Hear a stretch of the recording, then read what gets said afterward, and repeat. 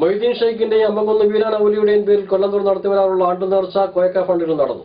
അമ്പംകുന്ന് കോയക്ക ഫണ്ടിൽ കൊല്ലന്തോർ നടത്തിവരാറുള്ള മുഹിയുദ്ദീൻ ഷെയ്ഖിന്റെയും അമ്പംകുന്ന് വീരാൻ ഔലിയുടെയും പേരിലുള്ള ആണ്ടുനേർച്ച വിപുലമായ പരിപാടികളോടെ അമ്പംകുന്ന് കോയക്ക ഫണ്ടിൽ നടന്നു. കേരളത്തിലെ വിവിധ ജില്ലകളിൽ ഉൾപ്പെടെ മറ്റു സംസ്ഥാനങ്ങളിൽ നിന്നുമായി 10,000-കണക്കിന് ഇതര മതസ്ഥരായ ആളുകളാണ് പങ്കെടുത്തത്. പങ്കെടുത്ത മുഴുവൻ ആളുകൾക്കും അന്നദാനവും നൽകിയതായി കോയക്ക ഫണ്ട് ഭാരവാഹി മുബാറക് അമ്പംകുന്ന് പറഞ്ഞു.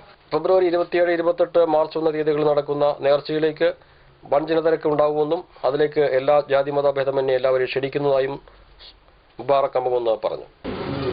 അമ്പംകുന്ന് കോയക്ക ഫണ്ടിൽ വർഷം തോറും നടത്തി വരാറുള്ള ബഹുമാനപ്പെട്ട അജ്മീർ ഫക്കീർ വീരാൻ ഔലിയ ഉപ്പാപ്പ അവരുടെ ആണ്ടുനേർച്ചയും ബഗ്ദാദിൽ അന്ത്യവിശ്രമം കൊള്ളുന്ന ഷെയ്ഖ് മുഹിയുദ്ദീൻ അബ്ദുൽ ഖാദിർ ജീലാനി തങ്ങളുടെ ആണ്ടുനേർച്ചയുമാണ് ഇന്ന് ഇവിടെ നടന്നുകൊണ്ടിരിക്കുന്നത്.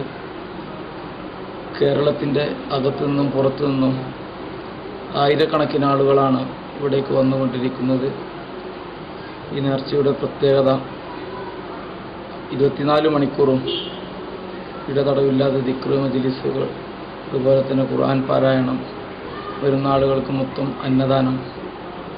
വ്യാഴാഴ്ച മഗ്‌രിബ് നമസ്കാരത്തിനു ശേഷം ആരംഭിച്ച ദിക്ർ പരിപാടി പുലർച്ചെ വരെ നീണ്ടുനിന്നു. ദിക്റുയ്ക്ക് മുബാറക് അമ്പംകുന്ന് നേതൃത്വം നൽകി. മുജീബ് ഷാഖ് ഹമീദ്, ഹംസ അനമൂളി, ഷഫീഖ് സഖാബി കണ്ണൂരും ദിക്ർ നമസ്കാരത്തിൽ പങ്കെടുത്തു. MCB news Thenkara.